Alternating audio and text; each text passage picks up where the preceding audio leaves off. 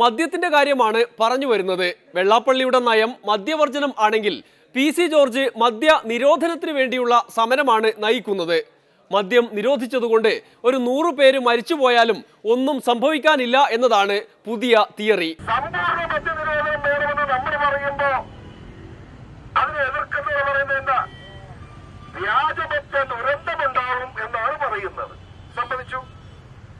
വ്യാജമദ്യ ദുരന്തമുണ്ടായാൽ ഒരു വർഷം 100 പേര് മരിക്കും എന്നിരിക്കട്ടെ, അത് കൂടുതൽ എന്നിട്ടില്ലല്ലോ. അങ്ങനെ 100 പേര് മരിച്ചാൽ മദ്യനിരോധനം പൂർണ്ണമായി നടപ്പാക്കിയാൽ മദ്യദുരന്തത്തിലൂടെ 100 പേര് മരിക്കുമെന്ന് കണക്കാക്കിയാൽ പോലും സമ്പൂർണ്ണ മദ്യനിരോധനം ഏർപ്പെടുത്തിയാൽ 41 ലക്ഷം ജനങ്ങളാണ് രക്ഷപ്പെടുന്നത് എന്ന് പറയുമ്പോ 100 പേര് മരിച്ചോട്ടെ എന്ന് വെക്കുന്നില്ലല്ലോ. സംശയം ചോദിക്കുക, 100 പേര് മരിച്ചോട്ടെ എന്ന് വെക്കുന്ന ലാഭം 100 പോകുമല്ലോ, 41 ലക്ഷം രക്ഷപ്പെടുമല്ലോ, കുടുംബം രക്ഷപ്പെടുമല്ലോ, കുടുംബത്തിൽ ഐശ്വര്യം ഉണ്ടാവുമല്ലോ, പട്ടിണി മാറുമല്ലോ.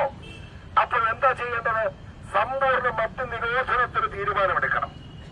ബഹുമാനപ്പെട്ട മുഖ്യമന്ത്രി ഉമ്മൻചാണ്ടിയെ സംബന്ധിച്ചിടത്തോളം ഞാൻ ഇപ്പൊ പറഞ്ഞ കണക്ക് അദ്ദേഹം പരിശോധിച്ചിട്ടുണ്ട് എന്ന് ഞാൻ കരുതുന്നില്ല.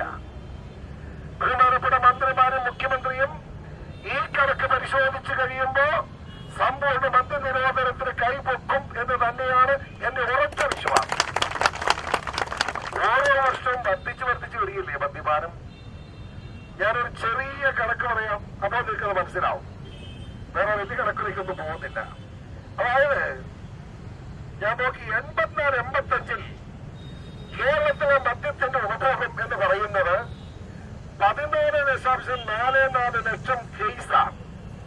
ഈ ബ്രാൻഡി ബിയറും എല്ലാം കൂടെ 14.44 ലക്ഷം കേസേ ഉള്ളൂ 84-85. അതിന്റെ വരുമാനം എന്ന് പറയുന്നത് 55 കോടി 46 ലക്ഷം രൂപയാണ്. അത് 99-2000 ആയപ്പോൾ അവിടെ ചെന്നെത്തിയത് നിങ്ങൾ ആലോചിക്കണം. 81.51 ലക്ഷം കേസായി ഉയർന്നു. അതിന്റെ വില എന്ന് പറയുന്നത് 1184.65 കോടി രൂപയായി ഖജനാവിലേക്ക്. അപ്പോ 55 കോടി എന്നത് 1184 കോടിയായി ഉയർന്നു. ഒന്ന് ആലോചിച്ചോണം. ഇപ്പോഴത്തെ നില എന്താ? ഇപ്പൊ 2012-2013 ആയപ്പോ ആ 89 ലക്ഷം കേസ് എന്നുള്ളത് 345 ലക്ഷം കേസായി. മതിയോ?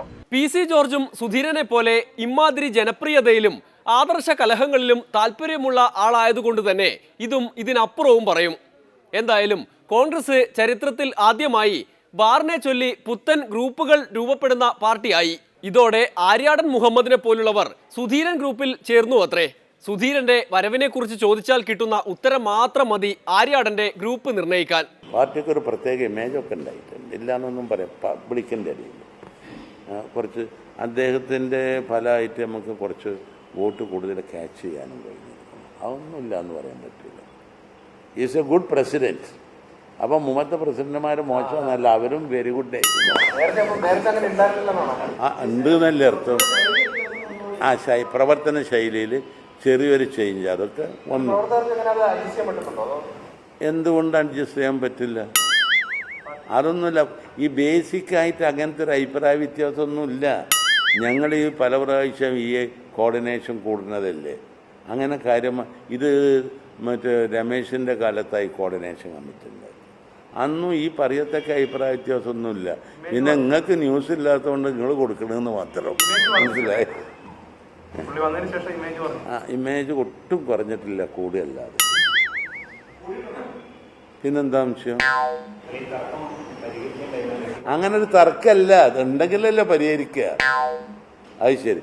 ഇതൊരു ഡെമോക്രാറ്റിക് പാർട്ടിയല്ലേ, വ്യത്യസ്ത അഭിപ്രായം കാണൂല്ലേ. സുധീരന്റെ ഒപ്പം ചേർന്നതോടെ ആര്യാടൻ ഒന്നുകൂടി ഉഷാറായി. ഡെമോക്രാറ്റിക് മാത്രമല്ല, വ്യത്യസ്തമായ ഒരുതരം ഡെമോക്രസിയാണ് അവിടെ എന്നും മനസ്സിലായല്ലോ. ഒരിടവേള കൂടി, അത് കഴിഞ്ഞ് റോഡ് വികസന ചർച്ച. റോഡ് വെട്ടിക്കഴിഞ്ഞിട്ട് കുളം കുത്താം. അപ്പൊ റോഡ് കുളമാവില്ലേ? അതിന് നമ്മുടെ മിക്ക റോഡുകളും കുളമാണല്ലോ. റോഡ് കുളത്തിലൂടായാലെന്താ?